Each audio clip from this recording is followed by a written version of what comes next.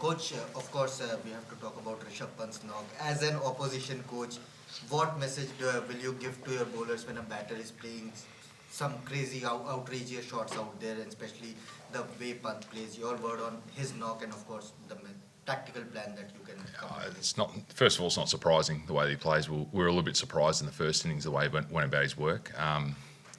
He's got an incredible ability to put pressure back onto bowlers.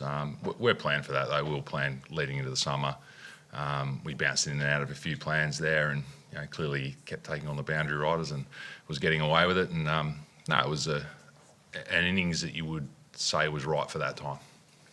Scotty on the right. Andrew, Scott Boland's performances the last 2 days, like obviously, I think he's only been picked once in the Australian team when you've had Josh, Pat and Mitchell available, but is he getting to the point now where it's genuine consideration where he's part of Big Three? He's always a genuine consideration, Scotty, and every time he pitches up in the Australian colours, he delivers. So, we're lucky to have those four quicks in Hazelwood, Cummins, Stark and Boland, and the ability to keep them fit all together, I think, gives us options. And, we're not surprised by Scotty's performances. And as you said, every time he plays, he does the job well. And his ability just to be relentless on a length, move the ball both ways is proving difficult, in particular on this surface. Back over to the left. Coach, how surprising is it for you to see this spicy wicket at this series, which is very uncharacteristic of a series? And do you think this wicket has brought India back in this series because they were trailing 2-1? A normal SCG wicket with the rain forecast of day 4, day 5 could have been much better served for Australia, do you think? No, I mean, the ground staff have done an incredible job in terms of, I think, creating a wicket with something in it. Traditionally here it's quite benign, and we've had a lot of draws, so a lot of people have been talking about the draws, so you're damned if you do and damned if you don't. So this game's sped up. So look, I think he's trying to produce an even contest between bat and ball. Has it favoured bowlers a little bit more than what we expected and potentially the ground staff expected? There's no doubt about that. It's made for interesting cricket. I don't think it's brought India necessarily back into the series. I think low-scoring games like this, it just heightens the pressure within it. So a long way still to go. There's going to be plenty of cricket, so we'll see what happens. Andrew, did you sort of feel the need to have a chat to Sam Constance after play on day one, just with the run-in between him and Boomer? My conversation to him was just around whether he's okay. Clearly, the way that India celebrated that it was quite intimidating.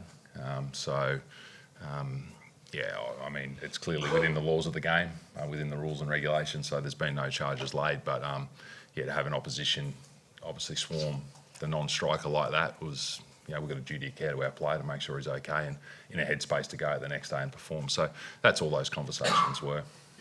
Did you think that went too far? It's clear that it's acceptable because there was no fines or punishment. So I'll leave that up to the ICC and obviously Andy Pycroft being the match referee and the umpires out there. So if they thought that it was satisfactory, then I suppose that's the benchmark we're playing amongst. Andrew, there's a lot of examples of wickets tumbling in quick succession from both teams across the series. It's just a symptom of where Test cricket's at, or has there been something specifically different about this series, just the quality of the bowling condition? I think the quality of bowling up front, I think both attacks are blessed with some probably generational talent that we're witnessing. The surfaces in Australia have been like this for a period of time, so they've been difficult to bat on. There's been more seam, the bowling averages have come down and so have the batting averages. So we're not surprised by the nature of the games where a new batter coming in is always vulnerable, and we've seen that across the journey. But if you can get a partnership going, then you've shown that you can score runs on these surfaces. So am I surprised? No, the bowling attacks have dominated in this game in particular, and even the MCG was offering enough. But if you're able to apply yourself as a batter, you're able to find ways through it. Andrew, just interested if some doubt over whether Jasper or Boomer will bowl in your fourth innings, how much would your tactics potentially change if he wasn't to bowl? I think that's more for a conversation with the Indian team. Who they put out there, who they bowl, when they bowl them is up to them, and we'll respond to what they give us. First and foremost, we've got 4 weeks to try to keep that total as low as possible. I thought it was an outstanding effort from both Pat and Scotty today. I think they had 10 overs each and we only bowled about 26. So to be still going that strong at this part of the series, I think, great recognition for them. Andrew, tomorrow, do you think Shag is a legacy-defining day for this team, given the long-standing drought with this trophy, and more what just the fact that you managed to win with several noteworthy run chases in recent times? How much faith do you think does that give you and the team? I think legacy conversations are for others externally. We're here to win a series. Would we get great satisfaction out of winning a series against India? There's no doubt about that. What was the second part of the question? Just the run chases, say Edgbaston and Christchurch. How much confidence do you think that gives the guys? Yeah, we've won the toss and bowled a little bit of late, so we've put ourselves in those positions more often. So, I mean, every situation, every game's different. The scenario, the surfaces, all that type of thing. But I think if you've been there and done it before, then yeah, you take confidence in that to be able to navigate through those scenarios. In particular, the lower order, which potentially may be called upon tomorrow. Coach, just want to ask that how satisfied are you, especially your bowlers plan working against all the Indian batters, but specifically against Virat Kohli. You guys knew that, how to take his wicket yesterday. Scott Boland did mention that, we all know how to get him out. How satisfied it is for you, and do you think that it's really easy to get him out, this whole season, the way, No, it's never easy to get Virat out. I give full credit to the bowlers and the execution of the plan. It's one thing to have a plan, but then to be able to execute that the way that we have to Virat's put him under immense pressure. And look, he's tried some things. He's walked out of his crease. He's tried different tactics as well. But clearly that relentless nature of, in particular, Scotty Boland in that matchup's been incredibly difficult for him to combat. But he's never an easy wicket, no. Couple more here. Coach, how challenging it will be to face just with Bumrah on this track, fourth innings? And if he doesn't play, like he doesn't bowl, how much massive advantage it will be for Australia if he doesn't bowl? What's the advantage? Well, clearly he's the leading wicket taker in the series, so you'd say that it would be slightly beneficial for us. He can bowl on any surface anywhere. He's a threat anytime. We knew that coming into the series. He's an incredibly talented bowler, and yeah, if he wasn't to be there, then India would have to come up with a new plan. But more so on this disconcerting balls. What's that, mate?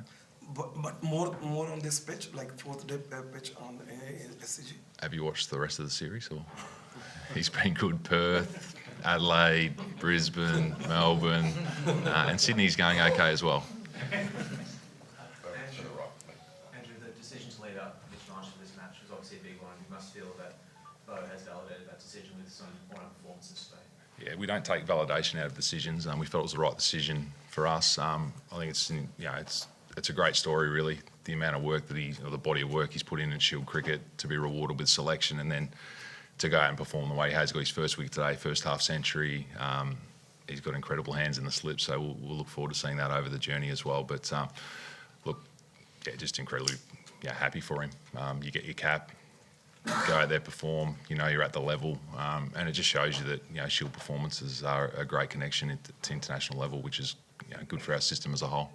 Last one, Jasper.